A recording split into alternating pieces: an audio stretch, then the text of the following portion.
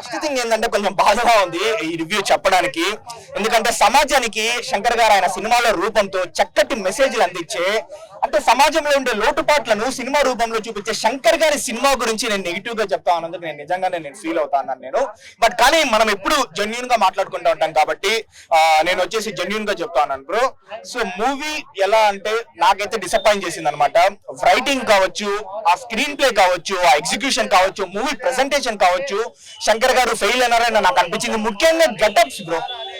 అంటే అప్పుడెప్పుడో 28 years back 1996 లో వచ్చిండే భారతీయుడు గెటప్ ఎంత బాగుంటుంది, ఇప్పటికీ మన గూస్ బంప్స్ అనమాట. కానీ ఈ మూవీలో కొన్ని గెటప్స్ కామిక్ గా మనకు ఉంటుంది. ఆ డిఫరెంట్ హెయిర్ స్టైల్ తో రావడం కావచ్చు, ఇంట్రడక్షన్ గెటప్, దాని తర్వాత గెటప్ కూడా అంతేమి ఎక్కలేదు. అంటే ఒకటి బ్రో, లైన్ అయితే బాగుంది, డెఫినెట్లీ మంచి కాన్సెప్టే.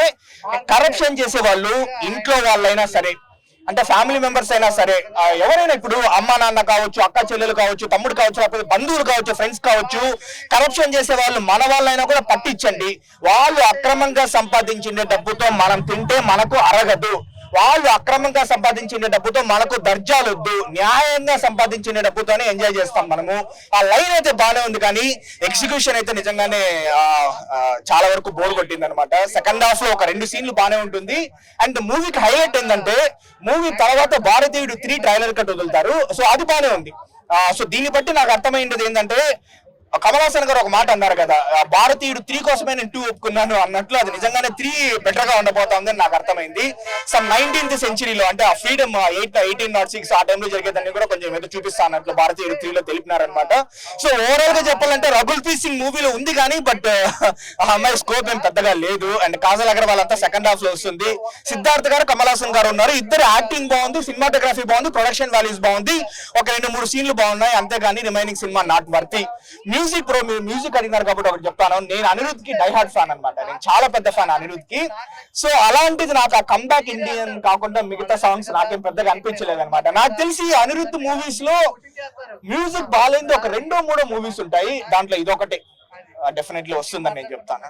అది బ్రో, ఓవరాల్ గా కొంచెం డిసప్పాయింట్ అయినాను. బట్ కానీ శంకర్ గారి మూవీ సో థియేటర్ కి వచ్చి చూస్తే, ఎందుకంటే సోషల్ మెసేజ్ ఏదో ఒకటి కొంచెమైనా ఉంటుంది కాబట్టి థియేటర్ కి వచ్చి చూడండి. Thank you. భారతీయుడు 2 పడం పాత పడం కేవలమైన పడం, బడా పెరియ దొడ్డు పడం ఏమీ ಇಲ್ಲ.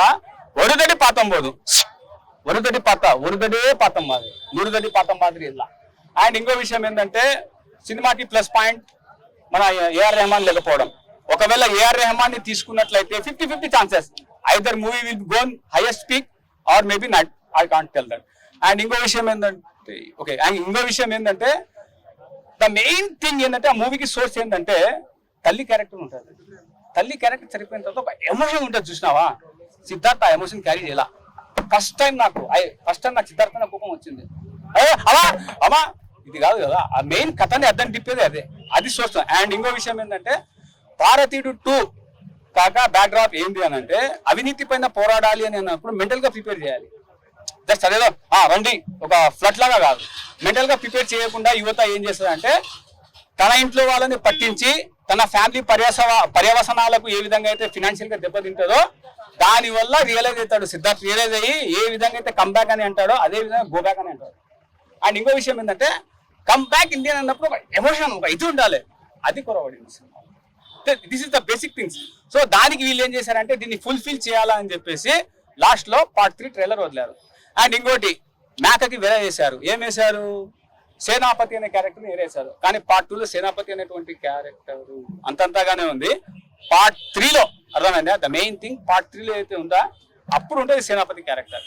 అండ్ మరుదటి పాతం పోదు సినిమా. ఎనీ డౌట్స్ ఏమన్నా ఉన్నాయా? అండ్ ఇంకో విషయం, వివేక్ గారు నాకు తెలిసి that is not original Vivek, ఈ is not a original Vivek.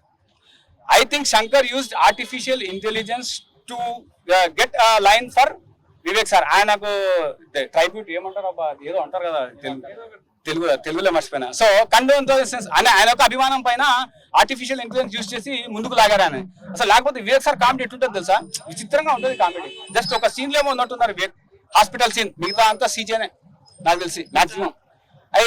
And మనకు బొడ్డు పైన యాపిల్ పండు వేసేది మన రాఘవేంద్రరావు 90s లో. ఇప్పుడు మళ్ళీ శంకర్ గారు విసిరారు. యాపిల్ పండే బాగా కనపడింది సినిమా మొత్తానికి, యాపిల్ పండే హైలైట్ గా కనపడింది. ఏ చిలిపి. సో క్యాలెండర్ సాంగ్ ఉంటుంది భయ, అబాబాబా మీరు పక్కకు పోండి. చిలకలు రామచిలకలు అబాబాబాబాబా గుల్షన్ గ్రోవర్ నాకు అనిపించింది ఒక్కసారి చేస్తే చాలు అలాంటి ఆ విధంగా అంతే రియల్ లైఫ్ నాట్. సో ఆ విధంగా. అండ్ ఇంకో విషయం ఏంటంటే సినిమాకి ప్లస్ పాయింట్ ఏంటి అని అంటే ఇంకా కొద్దిగా మార్కెటింగ్ చేసేది ఉండే సినిమా అక్కడక్కడక్కడ వెళ్ళిపోతుంది. సో అది కన్ఫ్యూజన్ తీసుకుని వస్తుంది జనాలకి. అక్కడక్కడక్కడ తీసుకుని పోయినా మళ్ళీ తమిళనాడుకి రిలేటెడ్ అవుతుంది.